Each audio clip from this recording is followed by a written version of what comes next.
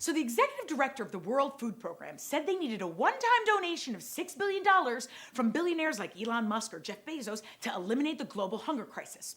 So Elon Musk rolls up his sleeves on Twitter and he's like, oh yeah? Show me how $6 billion will solve world hunger and I'll sell Tesla stock right now. Since the UN moves as slow as Democrats campaigning, I got you covered, Elon, since there's a real opportunity here. Around the world, nearly 700 to 800 million people are starving, and 42 million of them are on the verge of death because of famine. It costs $160 a year for the UN to feed one person. So if you do the math, you need $6.7 billion just to help those who are most at risk. By the way, that ridiculous number is $6.7 billion, but I may have had to ask my husband that. Now, I'll leave the experts to show how the process all works, but the point here is that these billionaires could make a real difference on this issue. So if I were Elon, I would be Venmoing World Food Program. That's PROG. All right, geeks, we got a lot to cover, but before we start, hit that subscribe button below and like this video. President Biden traveled to Rome over the weekend for a G20 meeting, which is when the world's 20 largest economies meet to discuss the latest security, political, and economic issues. And aside from the coin toss the leaders all did at the Trevi Fountain, this year's meeting was pretty unremarkable. Meanwhile, you know that coin toss was the highlight for each leader. I wish people knew how absolutely fabulous Brexit is. And I wish Emmanuel would return my calls. I wish oil were in. I'm not going to no coin toss since these people clearly haven't heard of the national coin shortage. Come on, man. The main two things that were important coming out of the G20 was an agreement to get rid of steel and aluminum tariffs and to get rid of the global corporate minimum tax. And that's a big deal because that's what allows major corporations to stash their money abroad in offshore accounts and to often evade taxes. Biden also had a couple interesting side meetings while he was there.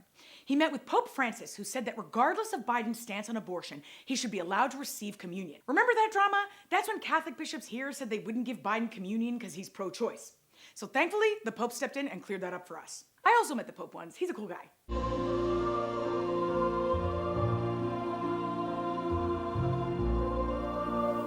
Go to YouTube and just click subscribe. Click subscribe. Bless you, bless you. Arrivederci. Thank you. Biden also met with Turkish President Erdogan just after the drama we talked about last week when Erdogan threatened to expel 10 ambassadors for calling for the release of a political prisoner. And the US said that Biden hit all the tough points on human rights and Turkey's bad behavior around the world, and most critically about Turkey's desire to purchase F-16 fighter jets from us, which is kind of awkward since Turkey purchased a missile defense system from Russia. But the US opposes use of Russian systems within the NATO alliance because we don't want the Russians getting our technology. Biden apparently said he'd do his best on this purchase, but mark my words, it's not happening. All in all, it was a pretty blah summit, which is unfortunate because it didn't ramp up excitement for the COP26 climate change meeting taking place in Glasgow now. Stay tuned for that next. Leaders of over 100 countries are attending a climate change summit in Glasgow, Scotland called COP26, which experts have said is our last best hope to address global warming. Honey, for something that's the last best hope, it should be more impressive than this. There have been some positive outcomes so far though. Like 110 leaders, including Brazil's president, pledged to end deforestation by 2030. That's great, except that's a lot of forest you could cut down by then. So that doesn't exactly seem fast enough for a crisis, but we'll take what we can get since the last time there was a deal on this, it failed to slow deforestation at all. Also, 105 world leaders pledged to reduce methane emissions by 30% by 2030.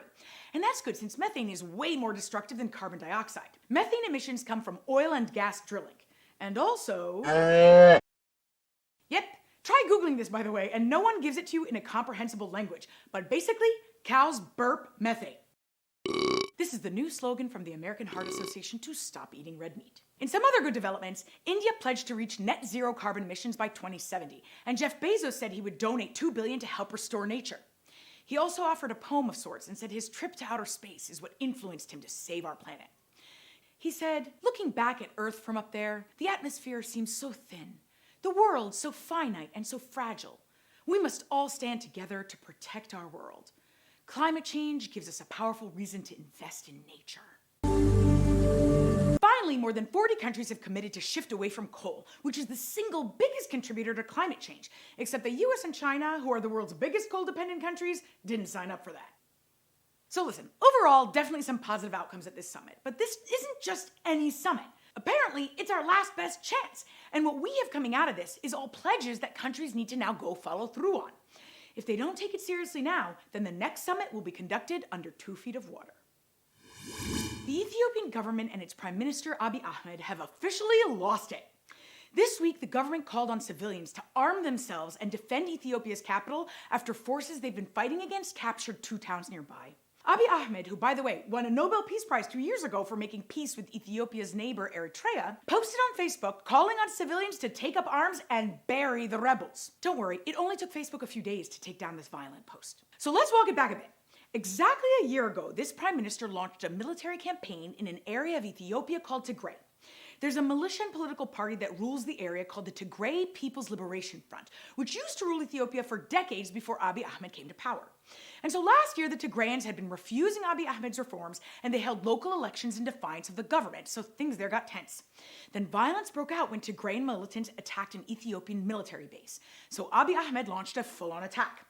Both sides have committed atrocities, and now 1.7 million people have been displaced, and reports of human rights violations, massacres, and famine are growing. In the summer, the Ethiopian military got kicked out of the Tigray region, but then Tigrayan rebels started moving toward the capital, and now they're getting really close. So the prime minister just declared a state of emergency, and regular citizens have been asked to use their weapons to defend their neighborhoods. When you call on regular citizens to fight, it means the situation there is about to take a really ugly turn toward total and utter chaos. So President Biden said he would impose sanctions and other trade-related measures on Ethiopia unless it moves toward peace talks.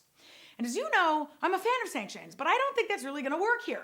We need to stop the conflict from blowing up by getting as many countries as possible to hold these guys back and get a ceasefire negotiated. Like, you know, when 2 guys at a bar start fighting and their friends get in the middle and hold them back before they start destroying the whole bar? That's what needs to happen. If the United States doesn't lead in trying to get a group of nations to diplomatically solve this problem now, Ethiopia will plunge into a brutal civil war that generations will be paying for years to come.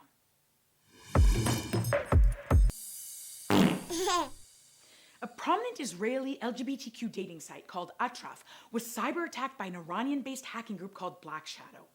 These hackers are not likely tied to the Iranian government as far as we know. So what happened is this group hacked into this dating site and then leaked information on 1,000 of its users, including details like cell phone numbers, email addresses, sexual preferences, and HIV status. And they did it on their channel on the Telegram messaging app. And then the hackers threatened to expose more information unless they were paid a ransom of $1 million. The whole thing is horrific because these hackers have knowingly hit at one of the most vulnerable group of people. So there are users, for example, who've said that they come from really traditional or orthodox families and believe they could face violence or death if they're outed. Now, luckily, Google and Telegram have been trying to help block the accounts of these hackers so that they're unable to publicize this information. But the fact is that we don't have good tools to go after these thugs, and it could happen to anyone or any company. Ransomware attacks have increased this year by 150%, in large part because insurance companies have been paying ransoms. So it's become a lucrative business. I know this is a tough nut to crack, but our governments and tech companies need to figure out a way to identify, prevent, and punish hackers effectively, or this trend is just going to keep growing. In the meantime, these hackers are on my shit list this week.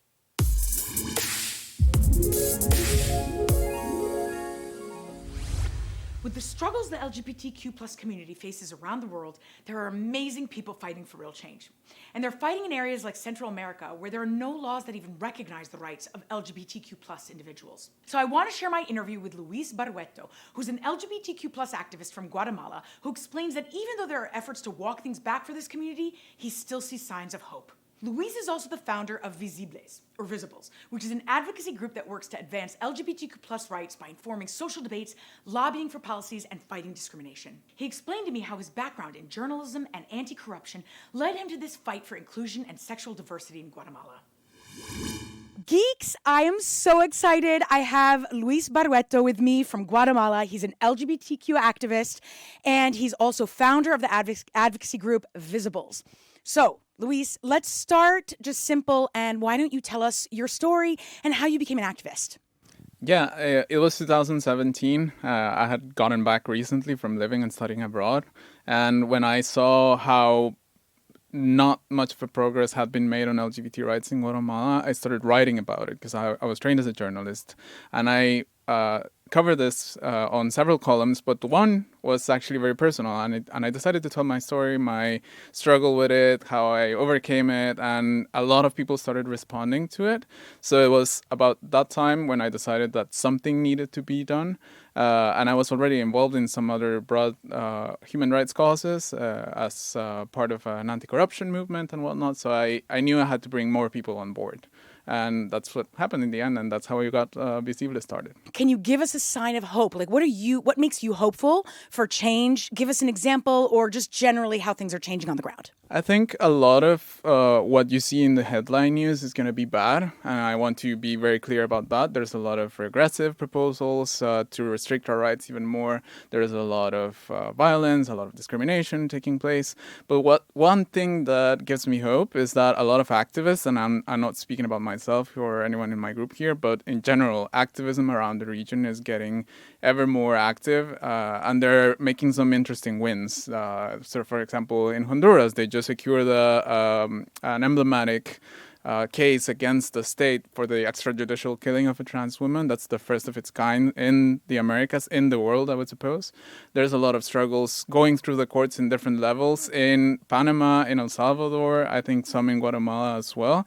And Costa Rica, for example, is a good place to look for in terms of hope, because they combine both of those things that I'm mentioning: a legal case and a legal sort of struggle to secure the actual rights, and the social conversation to get people to support that change that's going to happen, and that's probably going to take some discussions. You know, everyone has fears, anxieties, and they need to be dealt with. And I think the Costa Ricans are definitely showing us the way. A lot of the other countries in the region are moving behind, but we're getting there. So that's hopeful. Luis is awesome, and I want to say a huge thanks to him and to the Human Rights Foundation and also Freedom Forum for making this interview possible. If you want more, you can get the full interview on our YouTube channel, so make sure to check that out next. Thanks, Geeks! Before you all go, I just got to take a few seconds to highlight this ridiculousness in Texas a few days ago, where a group of QAnon conspiracy supporters gathered in Dallas to wait for John F. Kennedy Jr. to reappear from the dead and announce that Trump would be reinstated as president. You heard me right. You can't make this shit up. Don't forget to hit that subscribe button below and like this video. And if you have any questions, feedback, or stories you want me to talk about, please leave a comment or reach out to me directly on the socials. Stay fabulous, geeks.